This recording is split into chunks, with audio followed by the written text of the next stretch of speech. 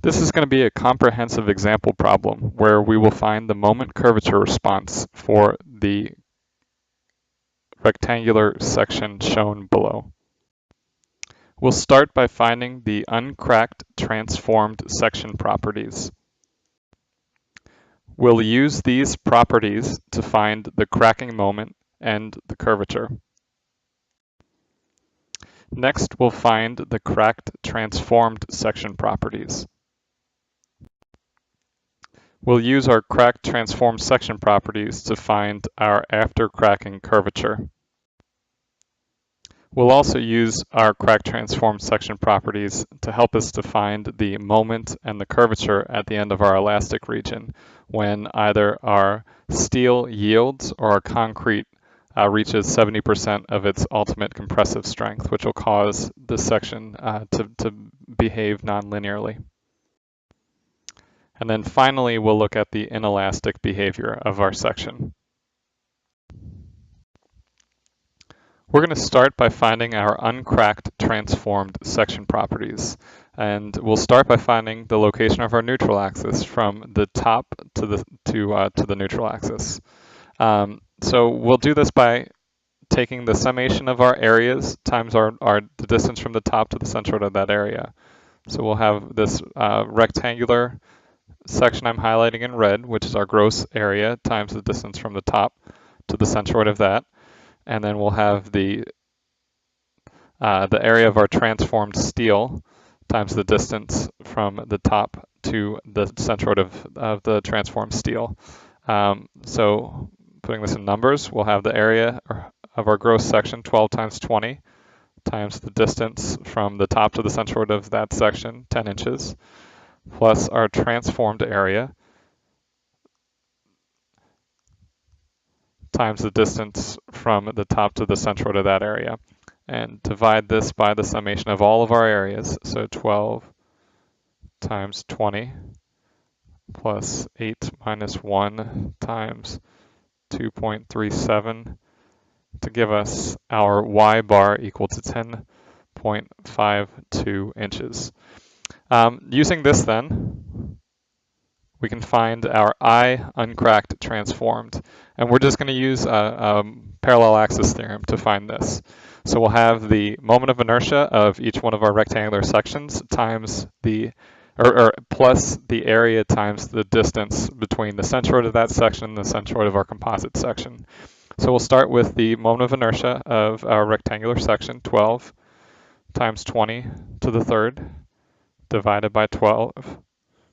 So BH cubed over 12 plus 12 times 20 times 10.52 minus 10 squared.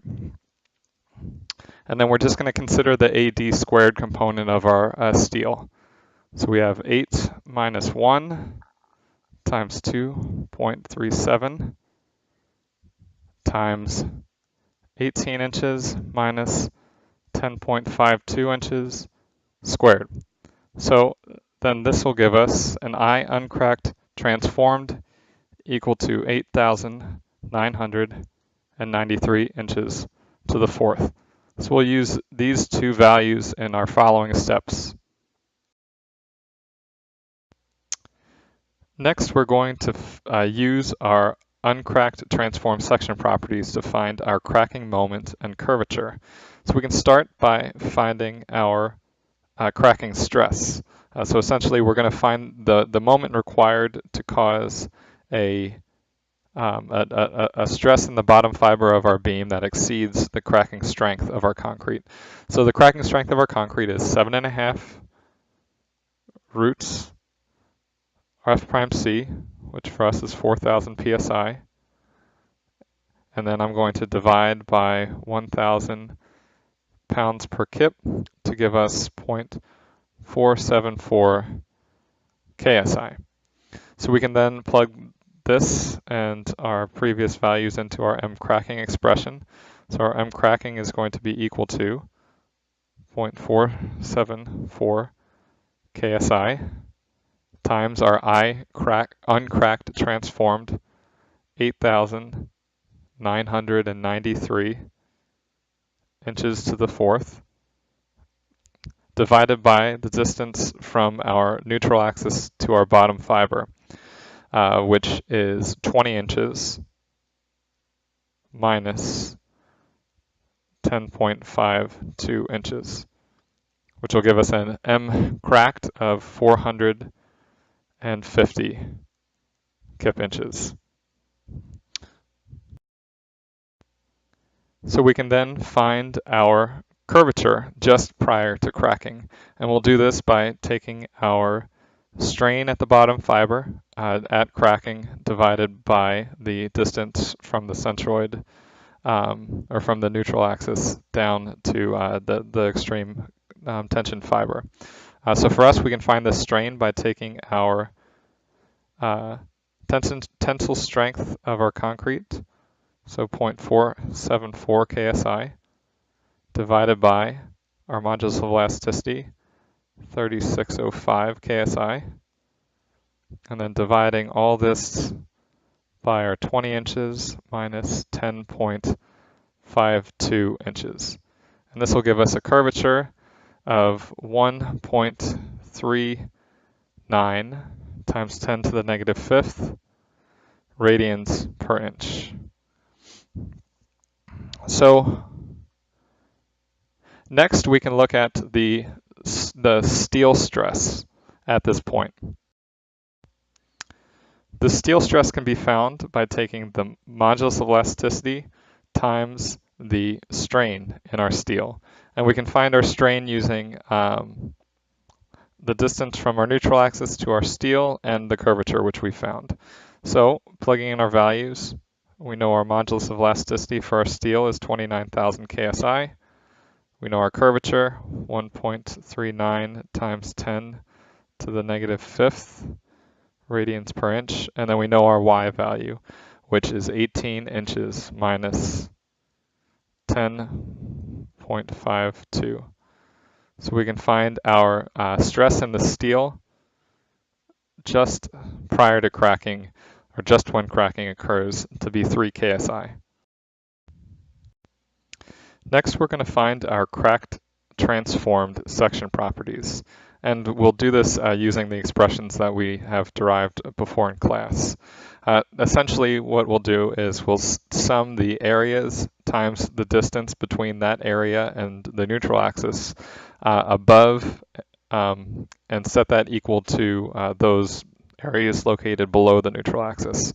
So for us, we have one area above, which is our uncracked or our concrete that's still in compression.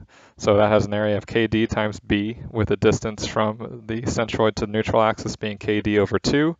And we have one area below, which is our A2, which is just our transformed steel times the distance between the neutral axis and that steel being D minus KD. In this expression, we have one unknown, which is KD. So we can rearrange this into the quadratic shown, and now we can just plug in our values. So B of 12 inches over 2 is 6, so 6 KD squared, plus our N, which is 8 times 2.37 inches squared times KD, and then minus 8 times 2.37 inches squared times our D, which is 18 inches, all equal to 0.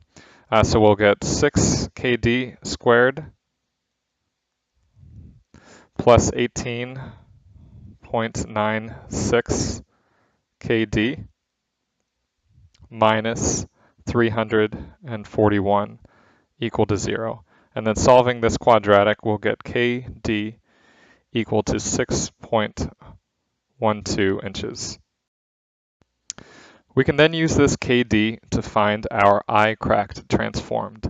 So we'll do that using our expression shown above, which we derived in class, which is just essentially an extension of the or use of the parallel axis theorem. So plugging our values, we'll have 12 inches is our B, 6.12 is our KD cubed divided by 12. Then we'll add 12 inches times our 6.12 times KD, 6.12 over 2, and all of this squared. And then we add in our N, which is 8. 2.37 square inches is our steel, and then our 18 minus 6.12, and then square that. So we'll get our I cracked transformed then to equal 3,593 inches to the fourth. So we'll use our KD and our I crack transformed in our next steps. We can next find our curvature immediately after the crack forms. So we'll do this using our cracked transformed section properties.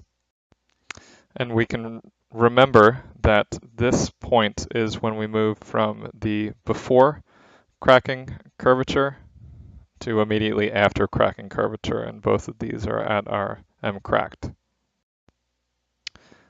So all we need to do is plug in our values to our curvature expression that we derived earlier in class. So we'll have 450 kip inches divided by 3605 KSI times our I cracked transformed, which we just found to be 3,593 inches to the fourth.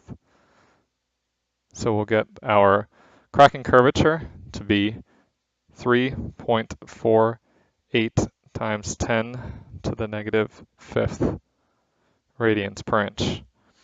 So we can also find the stress in our steel.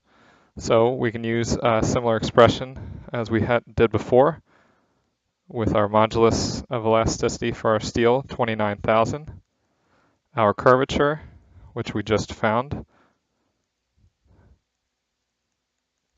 and our y, s, which is the distance from our neutral axis to the centroid of our steel, which is 18 inches minus 6.12 inches. So we'll get our Fs to be equal to about 12 KSI.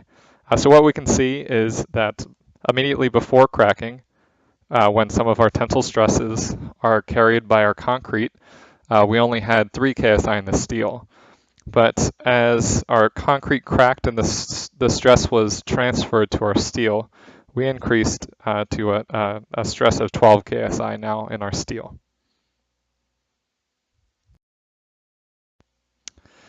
Next, we're going to determine the curvature and the moment at the end of our elastic range.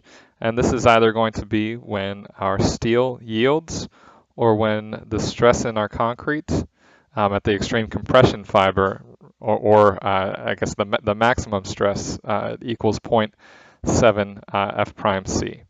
So we can do this by finding our curvature and moment using the expressions that we derived earlier in class. So first, for our steel, we have 60 KSI steel divided by YS, which is 18 inches minus 6.12, times ES, 29,000 KSI. So we'll get a curvature here of 1.74 times 10 to the negative fourth radians per inch. So we can use this then to find our moment. So 1.74 times 10 to the negative fourth times EC, 3605 KSI, times I cracked transformed 3593 inches to the fourth, and we'll get our My to be equal to 2,253 kip inches. So we can do the same for our the point when our concrete compressive fiber would equal 0.7 F prime C. So we'll have 0.7 times 4 KSI divided by 3,605 KSI times KD, which was 6.12 inches. And this will give us 1.27 times 10 to the negative fourth radians per inch. And then we can also find our moment. So 1.27 times 10 to the negative fourth radians per inch times 3,605 KSI times our Uncracked transformed, 3,593 inches to the fourth will give us a moment of 1,644 kip inches. So we can see that the moment and curvature when our concrete fiber reaches 0.7 F prime C is less than the moment and curvature when our steel yields. So that means, so these occur first out of the two of these. So that means that this moment for our steel and this curvature for our steel are fictitious. They won't really happen because our concrete is going to cause our section to go nonlinear first. The final point that we need to find is our point that gives us or shows us or is related to our inelastic behavior. So we're going to use the rectangular stress block approximation to approximate our nominal curvature and our nominal moment. So you can see here I drew our rectangular section with our rectangular stress block, which has a depth of A and a stress across it of 0.85 F prime C. So we can use our equilibrium to find the depth of our stress block, which is A, and A is related to C by beta 1. So we can find the depth of our neutral axis, C.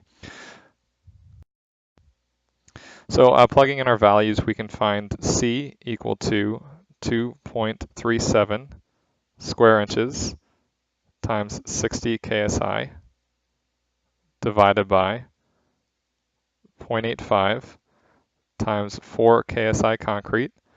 For 4 KSI concrete, our beta 1 is equal to 0.85.